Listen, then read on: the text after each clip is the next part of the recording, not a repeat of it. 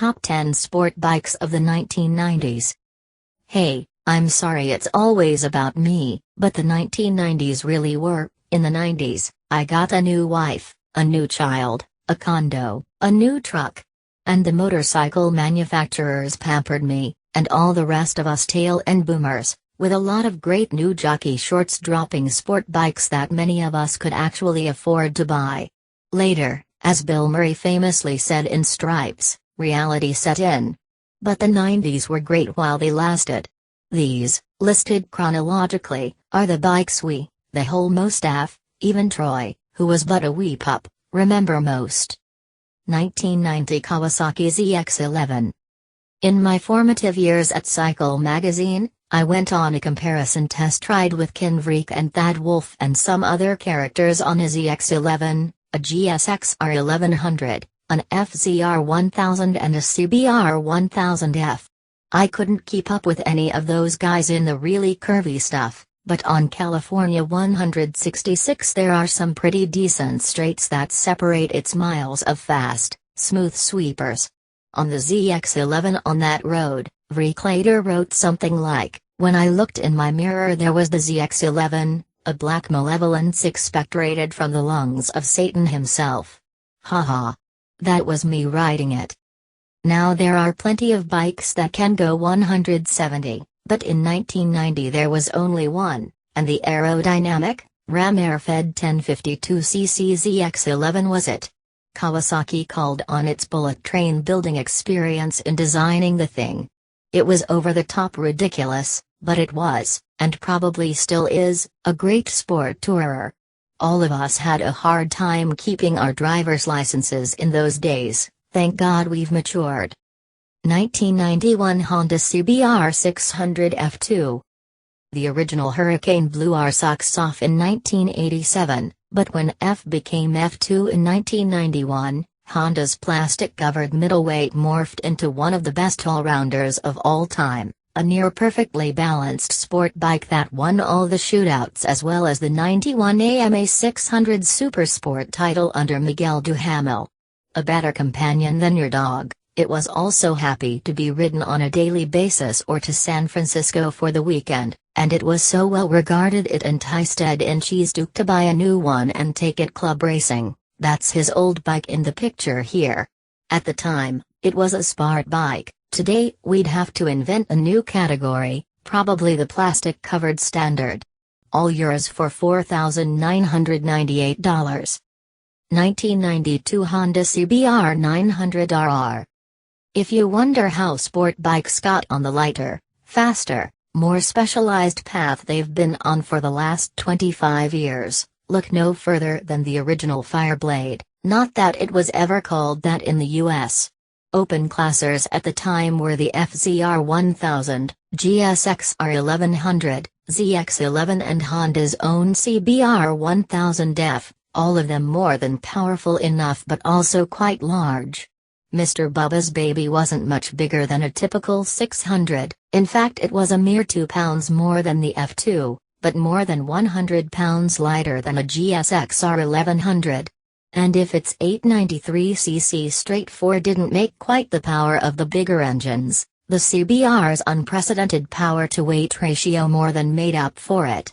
It also pointed out the fact that a little more trail than 89mm, a 17-inch front wheel instead of the 16-incher the CBR came with, and a stronger fork wouldn't have been bad things, all of which would have to wait till later. Could be why you don't see many of these around anymore. 1994 Ducati 916. The 851 was lovely, the 888 was delicioso, but when they rolled the new 916 off the elevator onto the 17th floor of Peterson Publishing it knocked our eyeballs out. I must have seen photos of it before then, but this thing was like meeting Cleopatra in person, complete with asp. That body, those underseat exhausts, those headlights. Suddenly it became clear that Ducati was no longer content to be an exotic motorcycle boutique.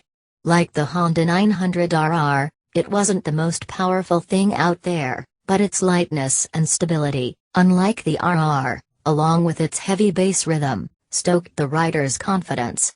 It started right in winning the next 4 out of 5 World Superbike Championships under Carl Fogarty and Troy Bayliss, eventually forcing Honda to build the RC51 to dislodge it.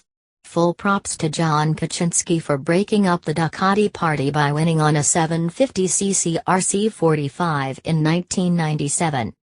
1994 Honda VFR 750F.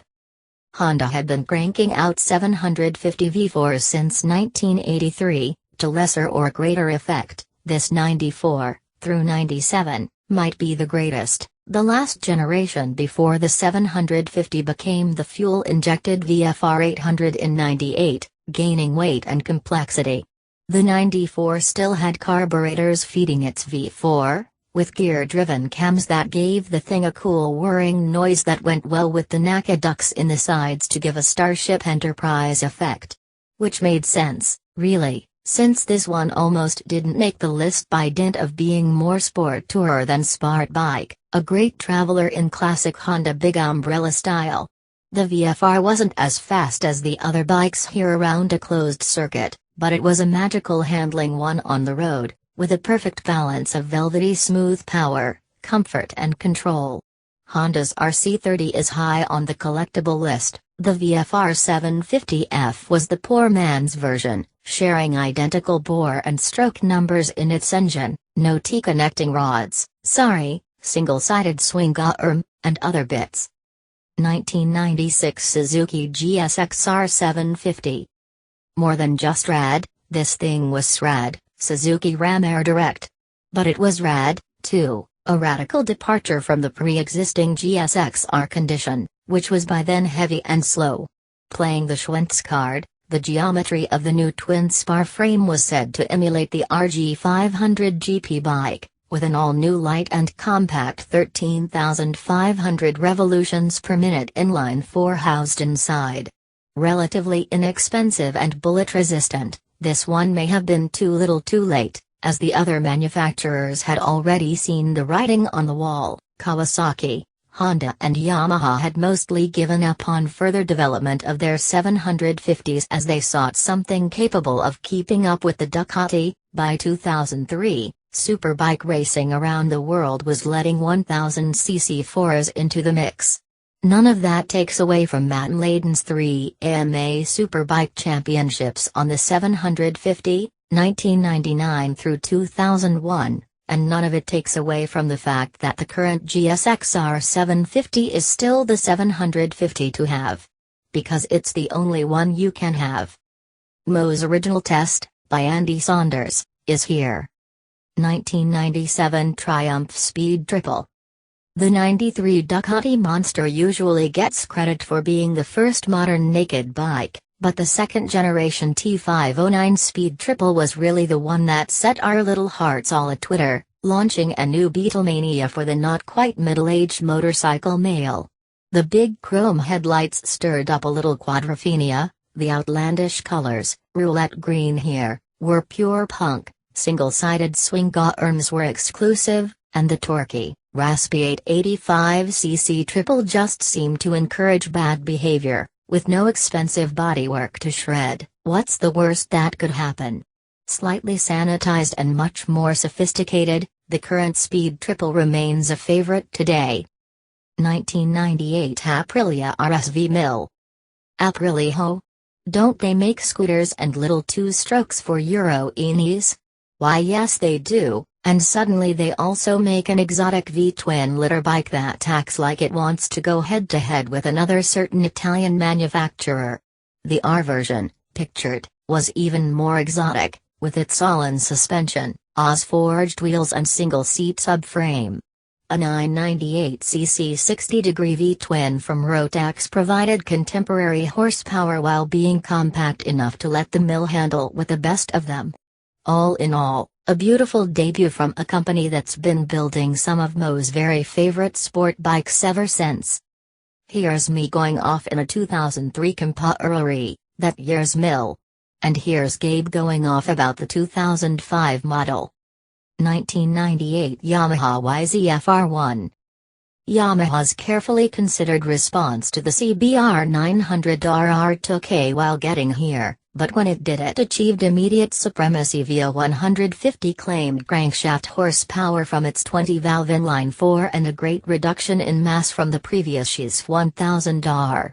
At the same time, a huge increase in overall compactness resulted from fresh thinking, including stacking the transmission input and output shafts, and the original R1's sleek, predatory bodywork and beautiful brushed alloy frame make it one of the prettiest Japanese sport bikes of all time in many eyes.